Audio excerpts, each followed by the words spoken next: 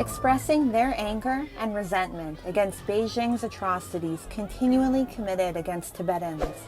These activists from the Tibetan Youth Congress and the National Democratic Party of Tibet opposed Chinese Foreign Minister Qin Gong's visit to India during the G20 summit in New Delhi. The Tibetan activists demanded that the G20 nations protect Tibetan children who have been forced into colonial boarding by Beijing. According to a recent report by the United Nations, roughly 1 million Tibetan minority children in China have been separated from their families and placed into government-run boarding schools. They are forced to complete a compulsory education curriculum in the Mandarin Chinese language, with no access to their traditional or their culturally relevant learning.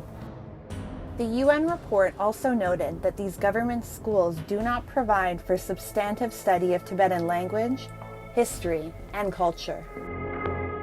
If you look at the recent kind of policy, the colonial boarding school, which is the new policy introduced by the CPC to brainwash a very young, innocent Tibetan student, especially the children. At the very young age of 5, they were forced to attend the Chinese colonial school, that too a boarding school. Beijing opposes any political and spiritual activities of His Holiness the Dalai Lama.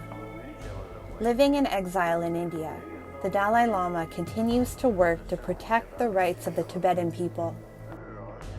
While imparting his preaching in Bodh Gaya recently, the Dalai Lama criticized China for its disastrous and unsuccessful attempts to destroy Buddhism in Tibet.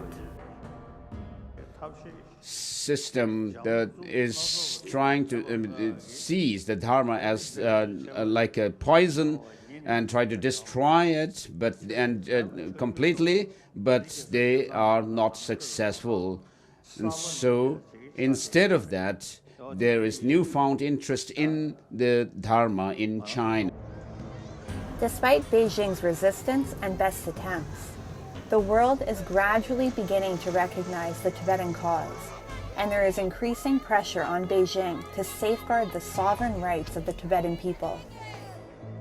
The U.S. Congress, in its Tibetan Policy and Support Act of 2019, passed a bill asking the Department of State not to authorize any new Chinese consulates in the United States until a U.S. consulate had been established in Lhasa, Tibet.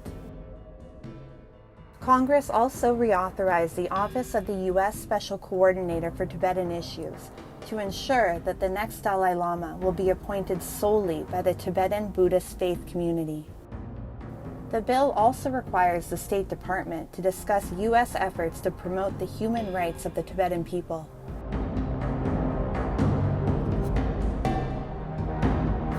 Beijing is desperate, however, to keep its stranglehold on Tibet due to its geographically strategic importance. As Beijing aggressively pursues its One China policy, the repression in Tibet is expected to intensify.